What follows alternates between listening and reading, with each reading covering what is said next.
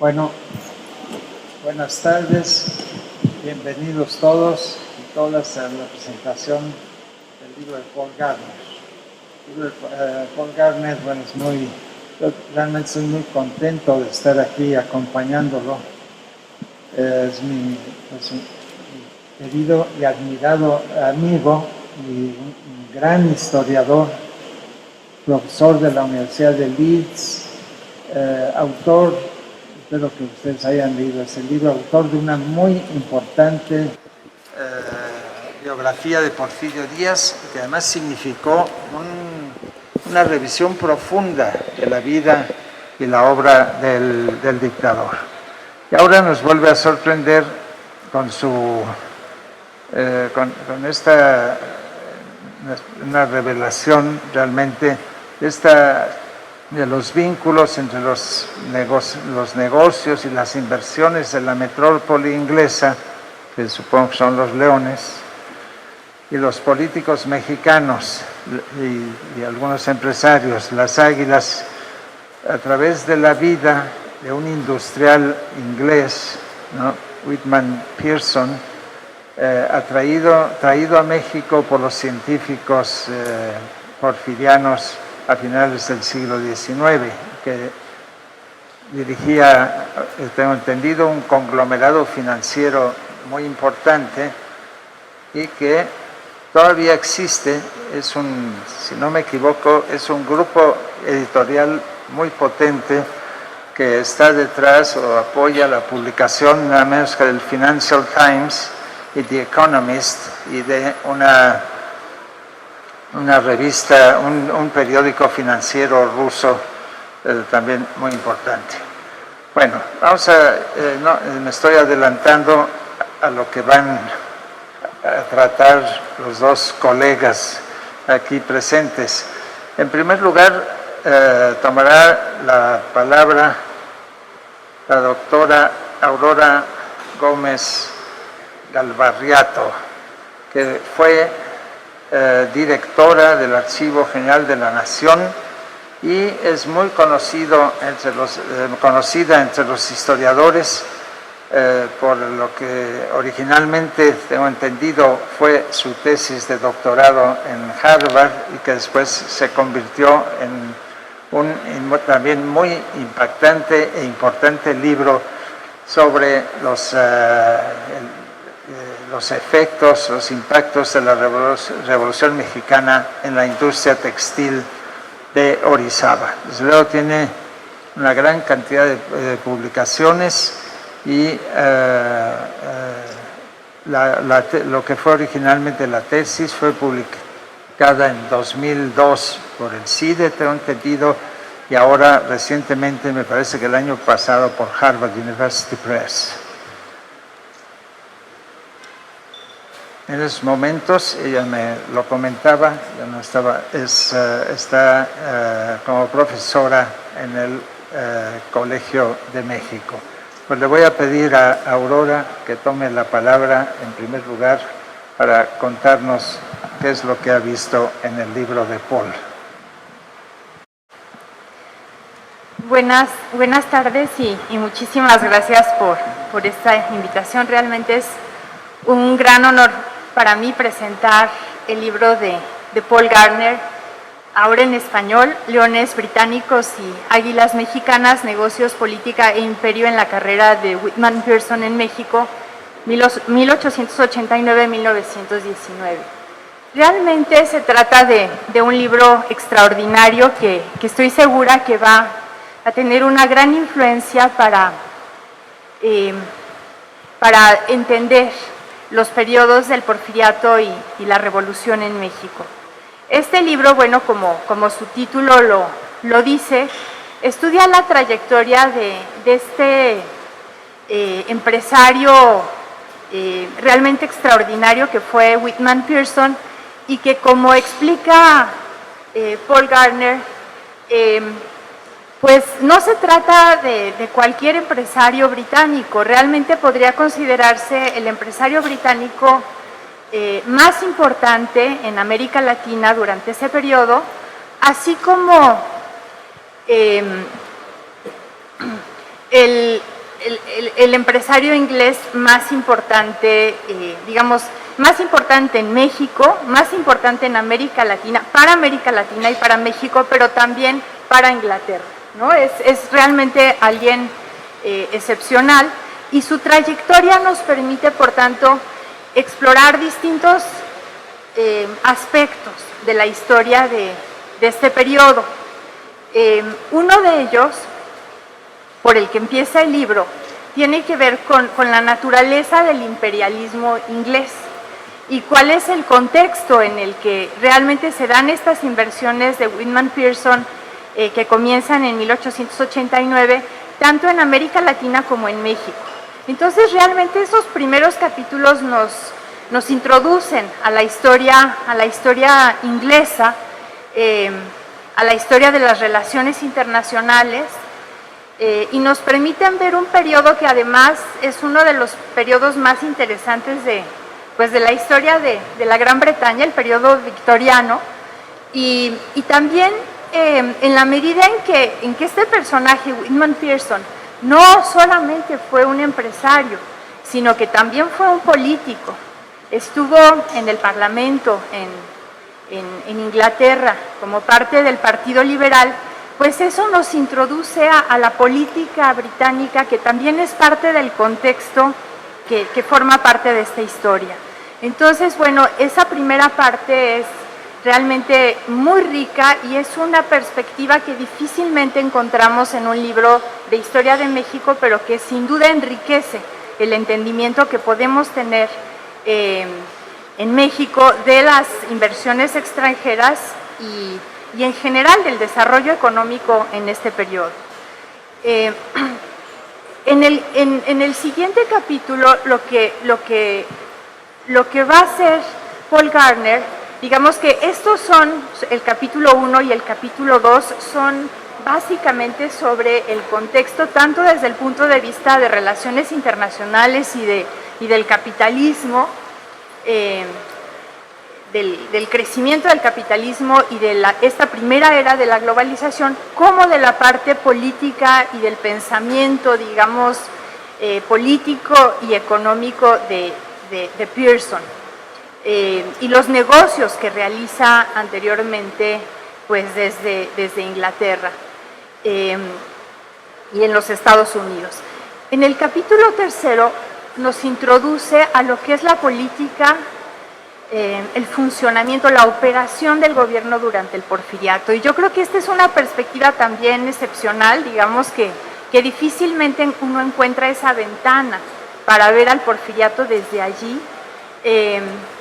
Y por lo tanto, digamos, tenemos una mirada privilegiada para comprender a personajes o ciertas perspectivas de personajes como José Yves Limantour, que este libro de alguna manera es un poquito también una biografía de Limantour de alguna manera, o como Guillermo de Landa y Escandón y otros científicos. Algo importante que es claro en estos capítulos es cómo realmente, pues además de que hubiera un interés de negocio por parte de Pearson y un interés pues de realizar ciertas obras y tal vez también de negocio por parte de los funcionarios porfiristas, había realmente un entendimiento común en cuanto a una perspectiva ideológica común que compartían personajes como Limantour y Pearson, y digamos más en un contexto general las ideas del Partido Liberal en Inglaterra o del gobierno de Porfirio Díaz en ese tiempo. Y esto nos permite realmente, pues le permite a Paul Gardner construir un argumento contundente que deja claro cómo algunas visiones, algunas perspectivas que se han tenido de este periodo en la historiografía y que han dominado la historiografía realmente merecen ser puestas, y este libro las pone en franca pues duda, digamos, digamos, es bastante convincente en cuanto a que no son realmente certeras. La primera de ellas tiene que ver con la naturaleza del imperialismo británico, digamos, que es algo que digamos, no únicamente está en la historiografía latinoamericana, sino incluso en la inglesa, que tiene que ver con esta idea como lo que se llama el dominio informal,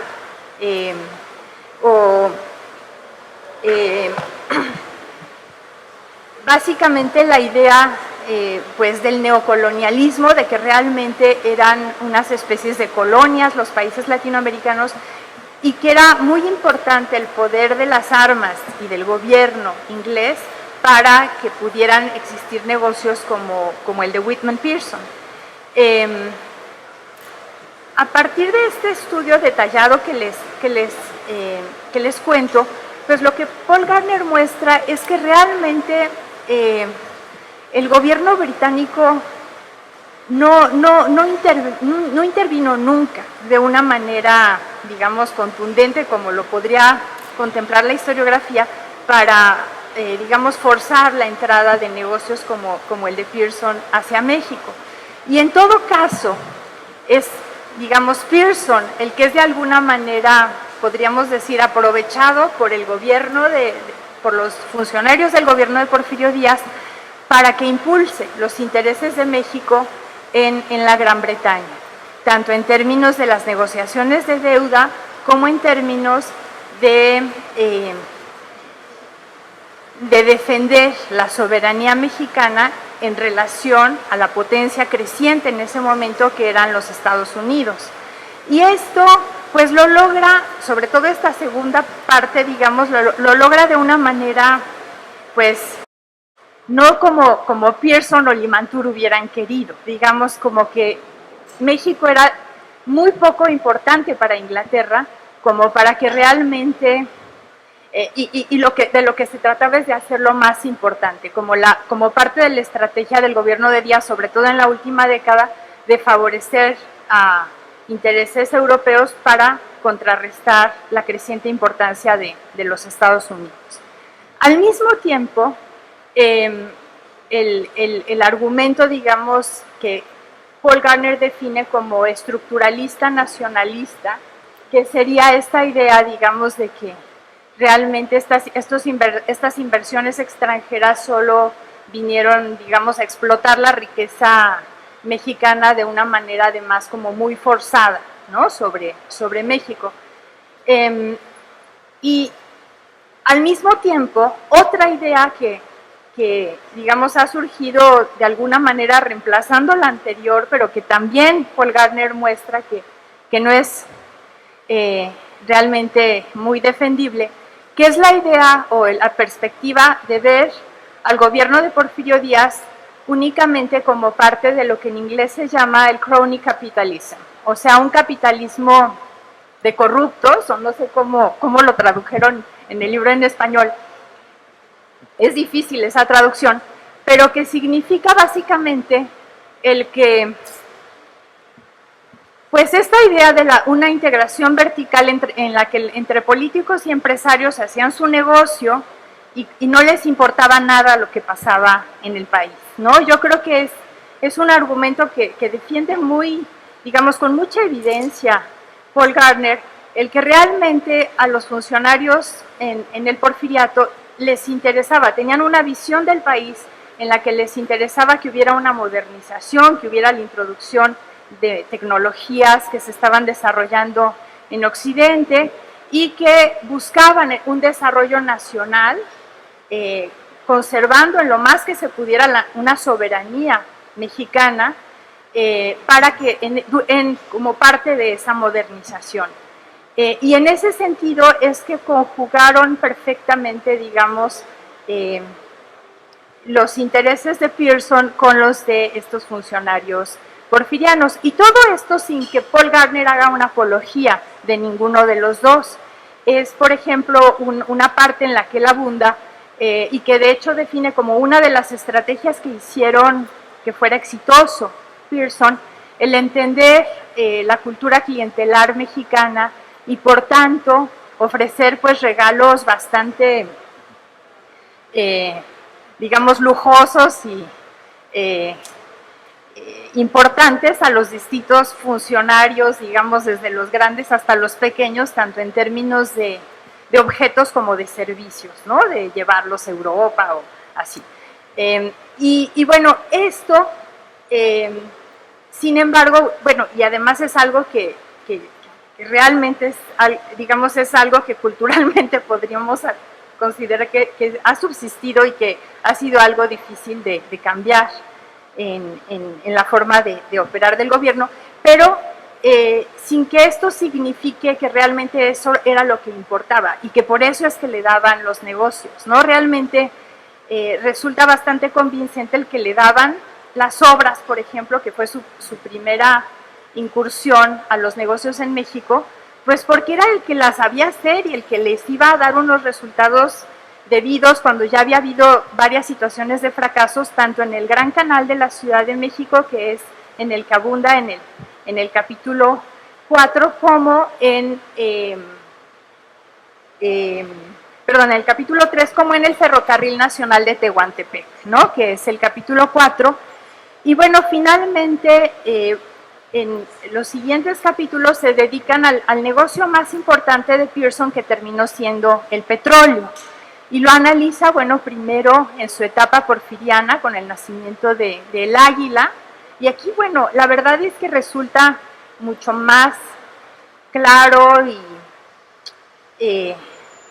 y pues también yo creo que mucho más nítido esto de lo que ya hablaba Friedrich Katz, de cómo el gobierno mexicano, el gobierno de Porfirio Díaz, pues realmente negoció con los intereses en el petróleo para tratar de dejar fuera en lo más posible a los norteamericanos, y en ese sentido Pearson fue, pues, digamos, como un factor clave para tratar de balancear, digamos, el estado de la cuestión, digamos, y de esa manera pretendían, pues, garantizar la soberanía en un tiempo en el que tenemos que recordar, pues, Estados Unidos realmente estaba, pues, sucedió la guerra con España, ¿no? Y se había, pues, prácticamente apropiado de Cuba, de Puerto Rico, de Filipinas, y estaba en constantes invasiones en Centroamérica. Digamos, fue una época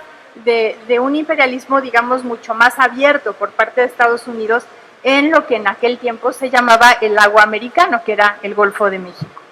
Entonces, pues esto queda también muy bien explicado, y los siguientes capítulos son sobre la evolución de estos negocios petroleros en esta época de gran auge del petróleo, que es la revolución, y bueno, cómo le hacen para sobrevivir. Y también todo este gran auge junto con una gran decepción por parte de Pearson en cuanto a al devenir, digamos, de México. Realmente él está tratando de, por un lado, tiene que, como un compromiso con Gran Bretaña, y bueno, es un político. De hecho, en aquel tiempo se vuelve incluso el secretario de la Fuerza Aérea en el gobierno británico. Y pues es importante asegurar la provisión de petróleo para el ejército, para la Armada de Gran Bretaña. Pero también él lo ve como que, bueno, tengo que dejar a esta compañía en la mejor situación política para venderla y me voy, ¿no? Y en sus cartas que siguieron, porque ahí se ve que realmente era una amistad que se desarrolló, pues incluso después de que cayera el régimen de Porfirio Díaz, entre personajes como Limantour y Pearson, y pues se ve esta decepción que refleja a su vez el que Pearson también tenía una visión de lo que quería que sucediera en México, que resultó fracasada, y que termina pues con la venta de su empresa, haciendo un negocio enorme, porque además para eso tuvo una gran suerte, en 1919 al grupo Shell. Entonces, bueno, así es como termina esta historia que realmente además está escrita de una manera,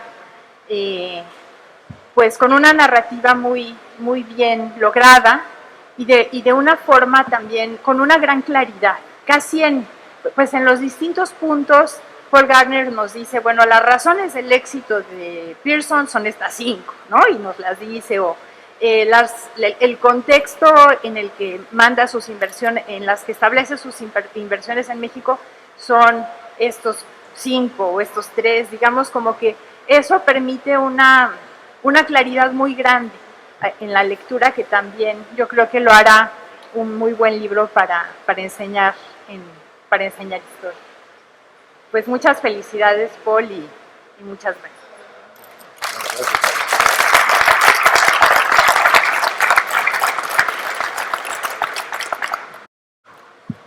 Muchas gracias, Aurora.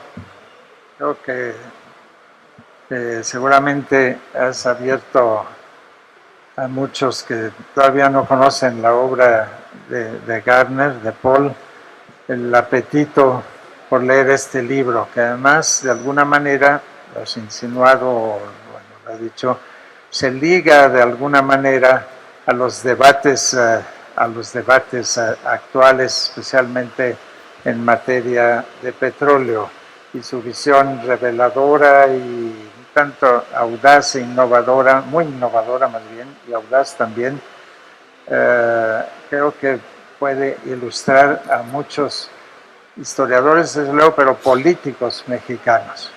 Bueno, ahora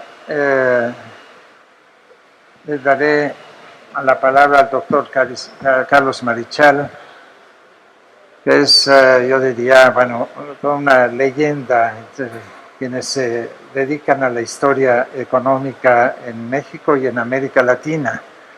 Es profesor del Centro de Estudios Históricos del Colegio de México creo que desde 1989, y bueno, sus obras son numerosísimas y muchas de ellas, casi todas, yo diría que ya son clásicos de la historia económica latinoamericana y mexicana. Al igual que Aurora, también estudió en Harvard, se formó allí, pasó muchos años como profesor de la Universidad Autónoma Metropolitana en Iztapalapa, antes de pasarse al Colegio de México. El año antepasado recibió el Premio Nacional de Ciencias y Artes. Es autor de una formidable historia de la deuda externa en América Latina. Empezó a publicarse en 1989, si no me equivoco.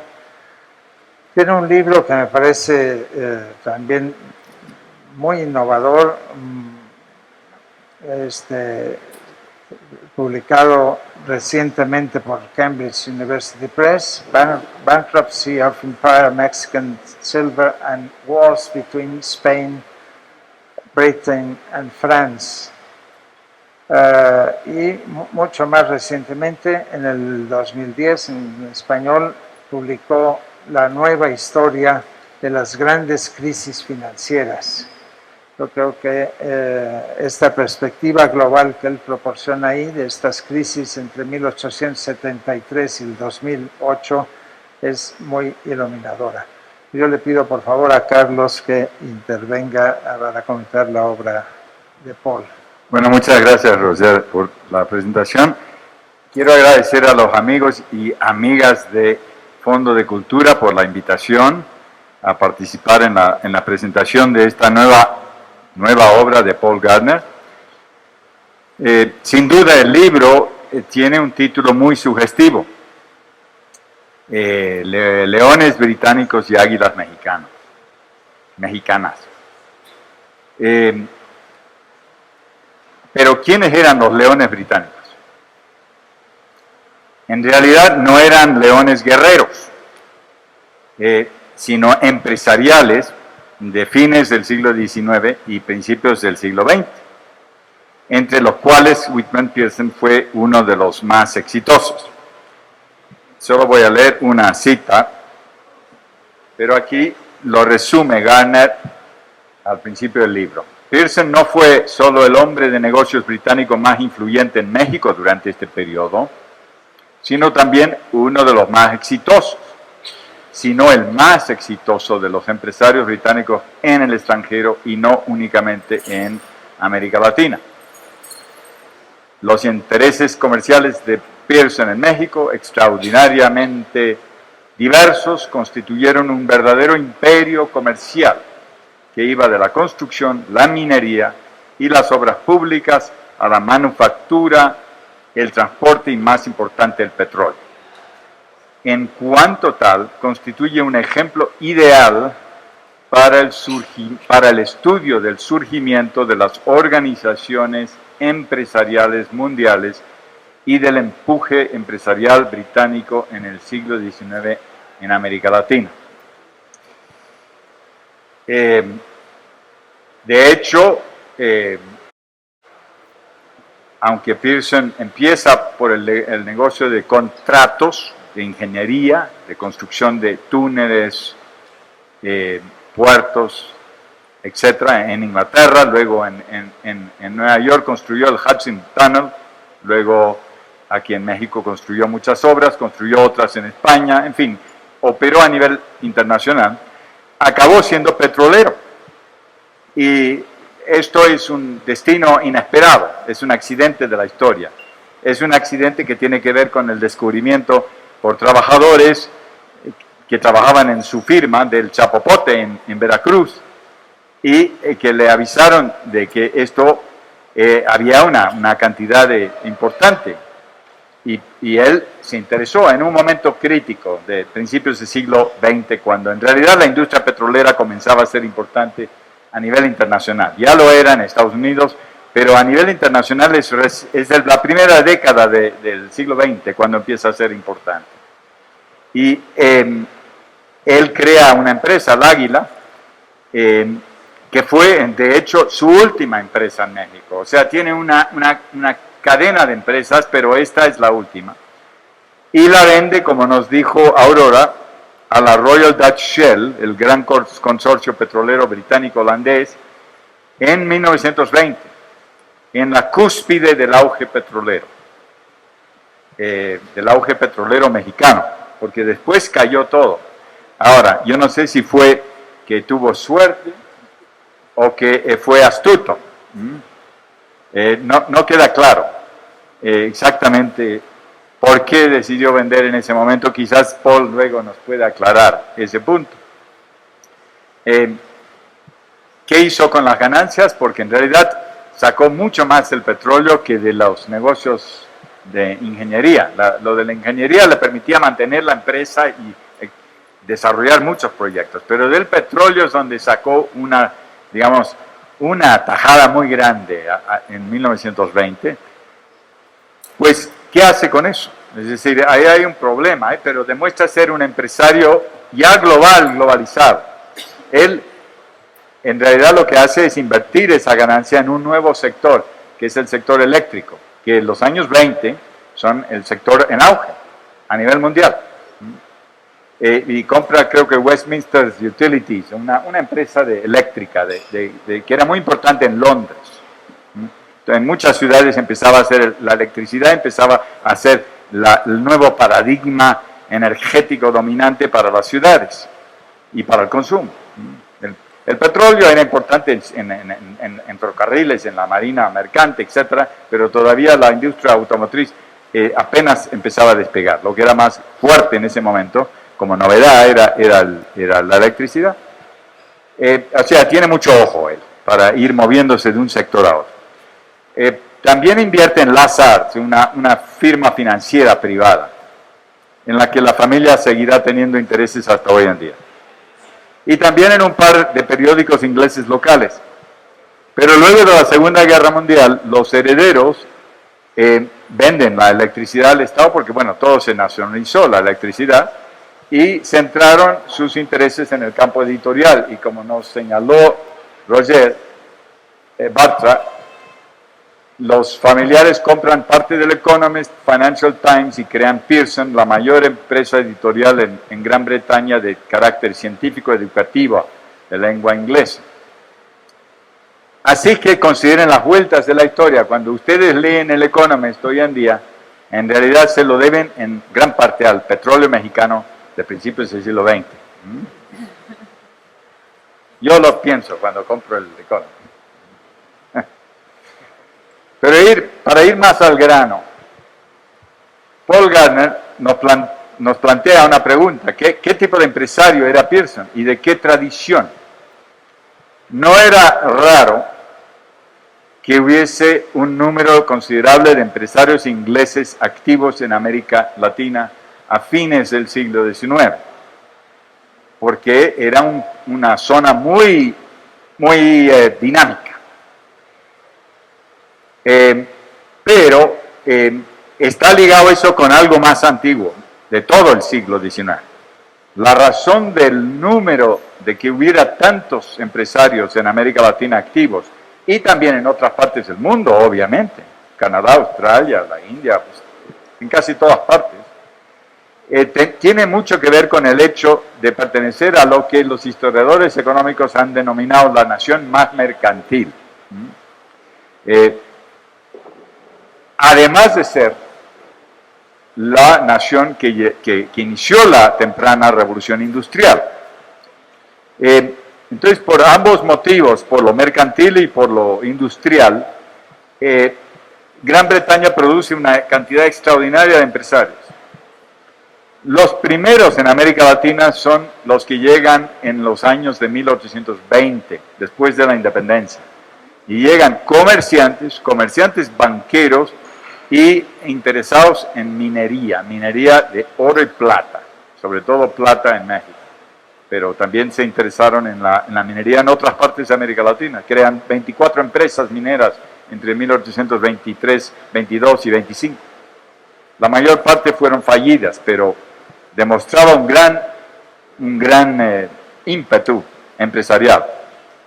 Estas casas comerciales y estos grupos de empresarios mineros siguen muy activos en los primeros 3 decenios después de la independencia. Pero en los años de 1860 viene una nueva camada de empresarios que son ingleses, que impulsan bancos, 6 bancos, que no son los únicos, ni los primeros bancos en América Latina, pero son importantes. Y impulsan ferrocarriles y 2 nuevos tipos de empresas, de bancos comerciales y ferrocarriles. Y vinculado con los ferrocarriles, pues las figuras claves, que son los contratistas. ¿Por qué? Porque son los que construyen el ferrocarril, no los que lo administran, pero sí los construyen. En Brasil, en Argentina, en Uruguay, en México también, el ferrocarril México-Veracruz, que es el primero, que se termina en 1873. Yo no me acuerdo, y no sé, Aurora quizás sabe si Braniff era norteamericano o inglés, ¿no? Pero era un contratista norteamericano. Bueno, es igual que los Meigs en Chile y Perú, eran norteamericanos, pero financiados con capitales ingleses. O sea, ahí es alianza. Nueva York no era posible conseguir capitales para invertir en América Latina en esta época, entonces un empresario norteamericano o canadiense iba a Londres a buscar el dinero y combinaban capitales británicos con capacidad ingenieril, digamos, propio, y luego con bienes de capital de todas partes. Pearson es en realidad la máxima figura y el último de varias generaciones de, entre comillas, leones empresariales ingleses en América Latina. Porque después de la Revolución Mexicana y también de la Primera Guerra, la estrella, digamos, de la expansión británica declina en América Latina. Como también lo hizo su imperio económico, o lo que Aurora nos dijo se conoce como el imperio informal en América Latina. Por lo menos esa es la expresión que Robinson y Gallagher proponen, pero que Paul es muy crítico del concepto. Ahora cabe preguntarnos, ¿quiénes eran las águilas mexicanas? Los leones británicos ya los hemos visto. Bueno, el águila superior, sin duda, fue Porfirio Díaz. Pero fue acompañado por numerosos aguiluchos y halcones que le gestionaban temas y realidades políticas, administrativas, pero también financieras y económicas, incluyendo proyectos de obras públicas. Algunos de las águilas venían impulsando proyectos de desarrollo hace tiempo e impulsaban un proceso que podemos denominar state-led capitalism. O sea, los estados en América Latina, pese a la teoría esa del estado liberal puro, laissez-faire, que no interviene, pues los estados eran muy activos en la promoción de la infraestructura básica, de los primeros ferrocarriles, modernización de puertos, modernización de las ciudades, desarrollo de telégrafos, etc. Desde 1850 en adelante.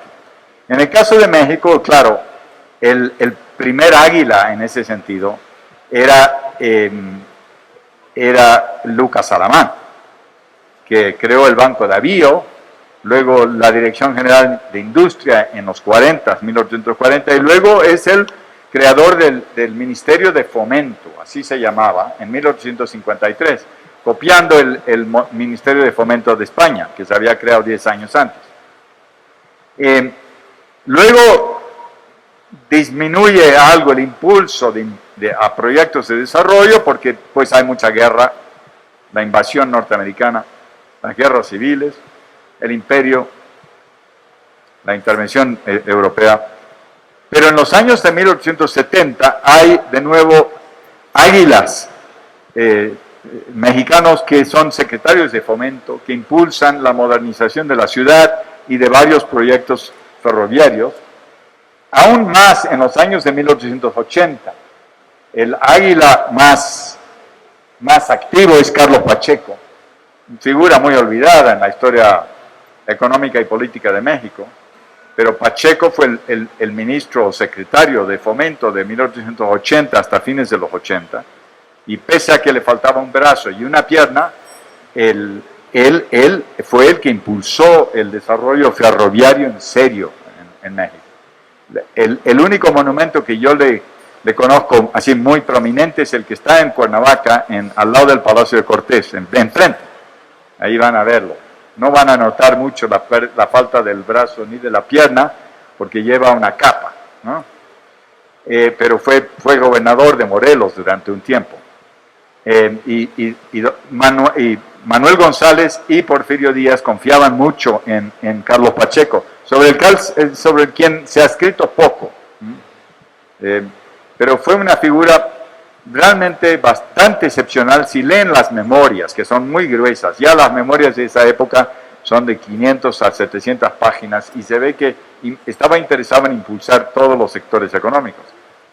Al igual que Manuel Dublán, que era el secretario de Hacienda, es el gran secretario de Hacienda, también el gran olvidado, porque estaba, el recordado es Matías Romero y luego Limantur. Pero Manuel Dublán, de entre el 80 y el 89, es el que estabiliza las finanzas en México, el que impulsa la creación de los bancos como Banco Nacional de México, y estabiliza y renegocia la deuda pública interna y externa, y hace el empréstito del 88, que es el que logra que las finanzas de México se vuelvan a estabilizar. Dublán es el gran aliado de Pacheco. Así que cuando llega Pearson a México hacia 1890, hay antecedentes de muchos proyectos de desarrollo económico y hay una nueva situación financiera favorable. Y ya se ha negociado un empréstito de 1889. Y esto se ve todo en el trabajo de Paul. El empréstito de 1889 era para modernizar la Ciudad de México. Y eso es muy importante como antecedente de los trabajos que va a llevar a cabo Pearson. O sea, ya estaba la idea, hay que modernizar, hay que trabajar en el Gran Canal y en otras obras de infraestructura. Yo no me acuerdo ahora el detalle de ese empréstito, pero yo creo que tiene que ver con lo que va a hacer Pearson, aunque no le va a servir mucho para financiar sus operaciones. En 1890 hay otro elemento 90, 91, 92, que es importante en la posibilidad de impulsar proyectos de desarrollo, que es que se organiza ya la subdivisión del Ministerio de Fomento que se convierte en Secretaría de Agricultura y Ganadería y SCOT, o sea, Secretaría de Comunicación y Obras Públicas, que es el Museo de Arte Nacional, el que está enfrente del Palacio de Minería, ¿no? Ustedes lo verán, los techos que son magníficos, en realidad son un monumento también a Pearson, ¿no? Porque hay mucha obra ahí en la que participó Pearson. Otro elemento es que ya en 1893 ya está Limantour.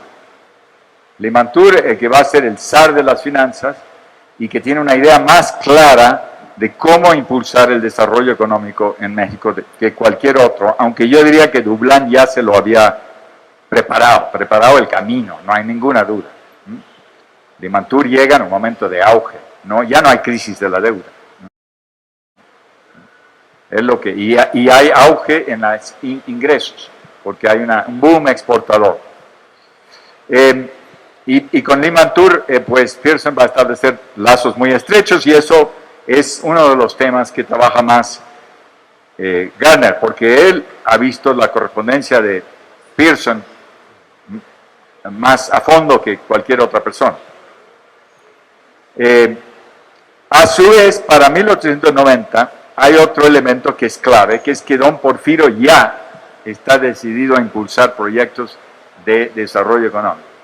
Él había querido consolidar el poder político y centralizar, pero para 1890 él ya está un poco libre de este problema, ya lo tiene, ya está consolidado, ¿no? Entonces está en posibilidad de impulsar proyectos, algunos faraónicos. Pero en una situación financiera que, si bien es favorable, no lo ves desde el punto de vista de la inversión directa extranjera. La inversión directa extranjera fue muy fuerte en México en los años 80. Los ferrocarriles nacional y central los había impulsado el capital norteamericano y el ferrocarril mexicano, México-Veracruz, el capital británico. Pero en los años 90, después de la crisis de Baring, baja la inversión directa extranjera a nivel de toda América Latina, baja abruptamente. Entonces hay que buscar otra fórmula, y la fórmula que se encuentra es la emisión de bonos de plata. Los bonos de plata que Pearson acepta. Y lo clave de Pearson ahí es que él acepta esto, está dispuesto a operar como financiero para financiar obras. O sea, él es un contratista que está dispuesto al quid pro quo, a tomar una cosa bastante riesgosa, que son bonos de plata, para financiar obras que también son bastante riesgosas, porque no se podía anticipar los problemas que iba a haber en la construcción de nada de lo que iba a ser. Y había tres grandes proyectos: la Ciudad de México, el Gran Canal. Gardner nos dice, el Gran Canal fue en gran medida parte de la visión liberal mexicana decimonónica de progreso material y construcción de la nación. Este fue el proyecto de obras públicas más grande, porque implicó el empleo de 30,000 trabajadores, y la verdad es que es una gran tradición que hay desde el siglo XVII, desde antes, desde la época azteca, de construir obras hidráulicas. Luego en el siglo XVII con ingenieros italianos, la obra de desagüe de esa época. Luego pasa mucho tiempo, luego fines del XIX, pues Pearson, aunque antes de Pearson había habido proyectos, pero nadie lo podía hacer bien. Y bueno, en la época más reciente, la obra que hizo Marcelo Ebrard es en poco una continuación de esta obra. Más bien es una continuación, un siglo más tarde, ¿no? Porque, no lo consideramos tan importante quizás, pero porque está subterráneo, no lo vemos, pero ha sido una obra titánica, ¿no? Luego el segundo proyecto, el puerto de Veracruz, la modernización del puerto de Veracruz, el principal puerto de México. Y tercero, la obra faraónica, lo que don Porfirio quería hacer, el ferrocarril de Tehuantepec y los puertos de Coatzacoalcos y Salina Cruz. O sea, Oaxaca. Esto para don Porfirio era muy importante darle ese impulso. Que quiere él y Pearson quieren que compita con Panamá, porque el canal de Panamá, ustedes recordarán que se había intentado construir en los años de 1880 al 89. una historia no escrita. Fernand de Lesseps, el francés, hace el gran proyecto del Canal de Panamá, pero hay la quiebra en el 89 que lleva a lo que en Francia es conocido en París como el escándalo de Panamá, cuando quiebra la empresa de Lesseps y quiebran dos grandes bancos. Entonces no hay competencia por Panamá, pero se está hablando de eso. ¿Sí? Los 90 todavía no hay Panamá. Eso va a ser con los norteamericanos después de 1902. Justo cuando Pearson ya está logrando emprender el ferrocarril y los puertos. Bueno, no vamos a entrar en detalles. Ahí Paul nos puede decir si lo de Panamá y lo de Tehuantepec tienen resonancia con la época actual. Pero finalmente, ¿quién es Pearson o qué es Pearson? En cierto sentido, es el perfecto ejemplo del empresario schumpeteriano. ¿Qué dijo Joseph Schumpeter? ¿Qué dijo que era un empresario? En los trabajos que él hizo, él dijo en un momento que el empresario es el que combina factores. No es necesariamente un especialista en ningún rubro en particular, es el que logra y sabe, el empresario es exitoso, el que combina factores, combina capitales, tecnología, mano de obra, materiales y en este caso ingeniería, ¿no? Y luego vincula una empresa con otra. Reiteramos que en esta época entre los empresarios más destacados a escala internacional estaban los contratistas, figura que hoy en día no se usa tanto, pero sigue siendo muy importante. Pearson en México, Henry Meigs en Chile y Perú, Ferdinand Lesseps en el Canal de Suez y luego el Canal de Panamá. Hay distintos empresarios a nivel internacional. Hoy en día hablaríamos más bien de International Engineering, ¿no? Y sigue siendo un campo fundamental, especialmente en los procesos de globalización, que combinan factores y operan. La cantidad de obra de ingeniería grande que se hace a nivel internacional es mucho más notable de lo que normalmente consideramos porque la atención la dirigimos hacia las compañías globales y no tanto las de ingeniería, y que muchas veces se combinan con lo que los estados están programando. Bueno, en fin, en resumidas cuentas, Gardner nos ha aclarado mucho más de lo que sabíamos sobre los leones británicos y también sobre las águilas mexicanas, o las águilas mexicanas. En esencia, Gardner nos dice que ambos ganaron sus apuestas. Los leones lograron emprender grandes proyectos empresariales y ganar mucho dinero. Las águilas en modernizar su país, su capital, su principal puerto, el istmo, y también ganaron bastante dinero. Pero después vino la revolución y esto se acabó, en buena medida. Tardaría mucho tiempo en que se pudieran emprender proyectos de esta magnitud posteriormente. Finalmente, me pregunto quién será el autor de este libro. ¿Es un león británico o es un águila mexicana? Yo creo que hoy ya es algo de los dos. Felicitaciones, Paul.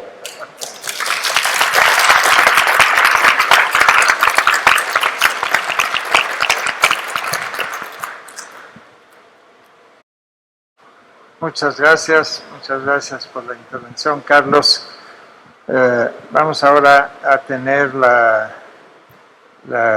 contestaciones, las observaciones del autor de este libro, de Paul, que nos va a aclarar algunas de las preguntas.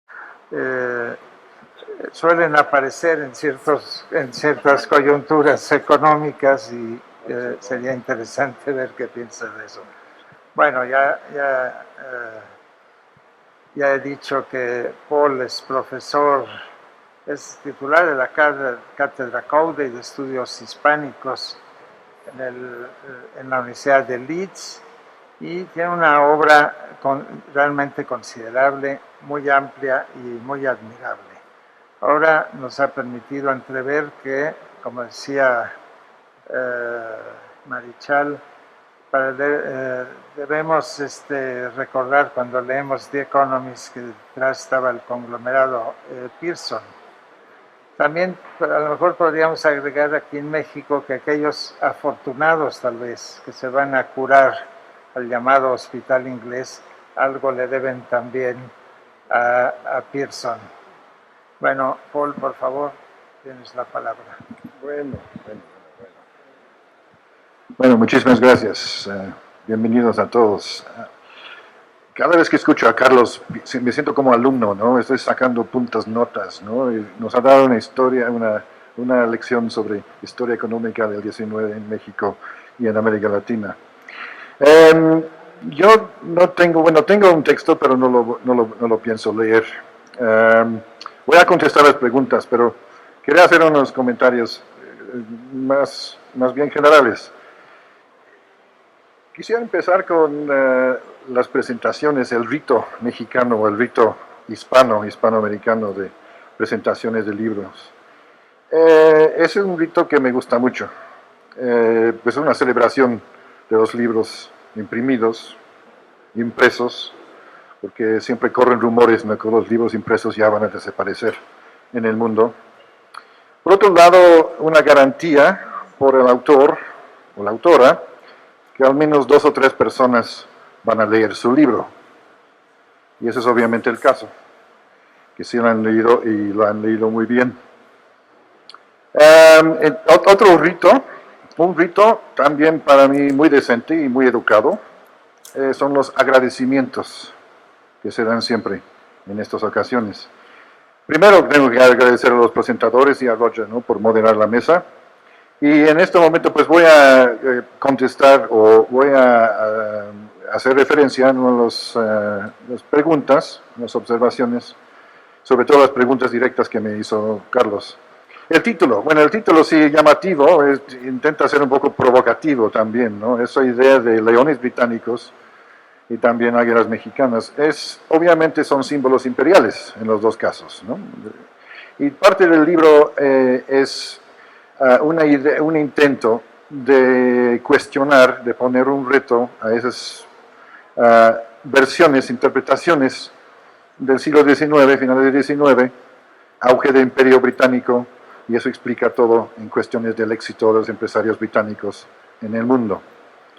También águilas mexicanas, ¿no? Entonces, la idea es que quién tenía el poder, el control de este proyecto. Como yo insisto en el libro, y es el renglón final, siempre es, bueno, para mí es mejor dejar las mejores frases hasta el final de los libros. Intentaba hacer en esto, y yo veía a Pearson no como un agente de un imperialismo británico, sino de un proyecto de modernización en México a finales del 19. Entonces, eso es cuestionar también quién tenía el control en estas circunstancias. Obviamente el título de Águilas Mexicanas porque la compañía más importante de Pearson, que llegó a ser, como dice Carlos, no fue un empresario del petróleo, ni muchísimo menos. No sabía nada del petróleo. De hecho, dice varias veces, en los primeros 8 años, cuando va intentando descubrir petróleo, invierte mucho su propio dinero en esas exploraciones y no encuentra petróleo. Lo que hace es desarrolla una infraestructura de la empresa petrolera y tiene refinerías, tiene agencias en todo México, pero no tiene petróleo. No lo descubre hasta diciembre de 1910, 2 meses después de empezar la Revolución Mexicana, que es una historia complicada. Pero su compañía, que se establece en 1908, es Compañía de Petróleo del Águila. En 1909 cambia el título a Compañía Mexicana. Entonces, en eso mete en la junta directiva a unos representantes de la élite política porfiriana en este momento. Juan Carlos me preguntó también por qué vende es una empresa que sí le da muchas ganancias a Pearson, y no, otra vez fue algo que no podía predecir al principio, porque con los avances de la tecnología, sobre todo la demanda del petróleo en Primera Guerra Mundial, es lo que hace subir la demanda del petróleo. Y también hay razones, ¿no? Muy importantes con el crecimiento del número de vehículos, ¿no? El motor de combustión interna, el desarrollo del número de vehículos. Entonces, en esta época, desde 1910 a 1920, extiende rapidísimamente. Entonces, en eso se debe el incremento de la demanda del petróleo. Pero Pearson reconoce que es un empresario pequeño, que tiene una empresa familiar básicamente, y no puede hacer competencia con los grandes conglomerados de petróleo que están estableciéndose en el mundo. Y estos son Standard Oil y también Royal Dutch Shell, la combinación anglo-holandés. Pero quiere estar en el mejor momento para vender, pero se da cuenta que no tiene la infraestructura ni tiene la capacidad empresarial de enfrentar a esas grandes conglomeraciones que se van siendo cada vez más grandes y más importantes en el mundo. También es interesante que sí recibe un informe. Durante toda esta época hay un solo pozo petrolero que de veras que produce casi la gran parte del petróleo de Pearson, del Águila, es el Potrero del Llano en la Huasteca veracruzana, y produce casi 100 millones de barriles en los años entre 1910 que se descubre hasta 1918. Y en 18 recibe Pearson un informe que dice que lo que está produciendo ahora el pozo de petróleo, el Potrero del Llano, es agua salada. Entonces sí tiene ese informe. Yo no he encontrado documentos que eso formaba parte de las negociaciones. La realidad es que Pearson va negociando desde 1912, tanto con Standard Oil como Shell, pero por las razones de la guerra, y lo explico en el libro, por razones de guerra, razones de relaciones internacionales, política internacional, la importancia política del petróleo en este momento, no le permite al gobierno británico vender sus intereses a otra compañía, sobre todo la compañía extranjera. Pero es buen momento para Pearson, porque sí, como dice Carlos, en los años 20 hay un desplome de la producción de petróleo en México. Hablando de las compañías de luz y fuerza, también Pearson tenía en México, antes de terminar lo que yo llamo su imperio empresarial en México, sí tenía compañías de luz y fuerza en Tampico, en Veracruz.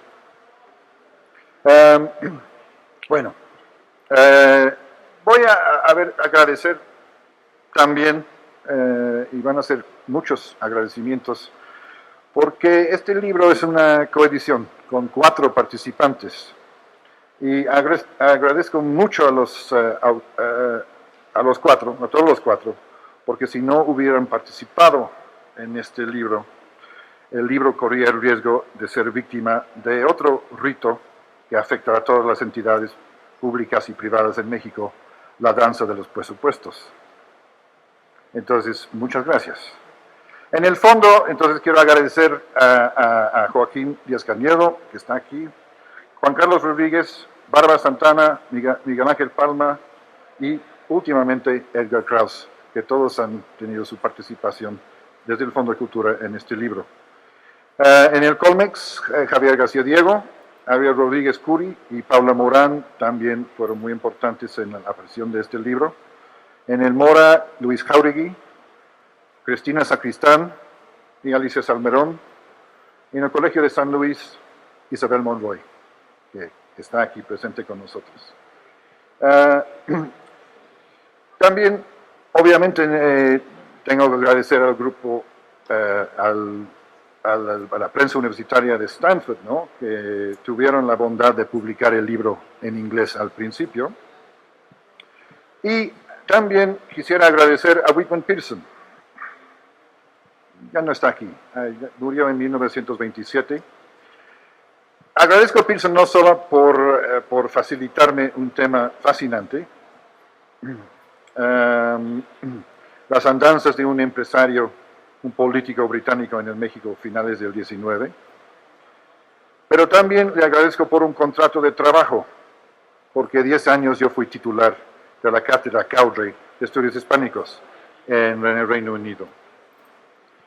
Y por último, mi agradecimiento final es al público, que gracias por venir, gracias a participar en este evento y espero que les guste el libro. Yo veo aquí a muchos amigos y colegas, ¿no? Que en mis varias visitas en los últimos, bueno, vamos a decir, tengo que confesar que casi son 40 años desde mi primera visita a México como estudiante. Muchos que veo aquí que me han apoyado en estas andanzas en México, pero agradezco sobre todo hoy por su apoyo. Muchas gracias.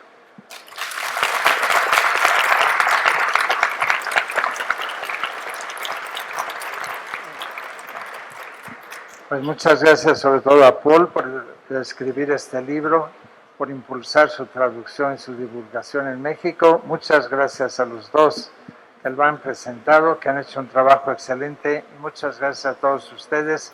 Los invitamos a rodear al autor con una copa de vino en la mano.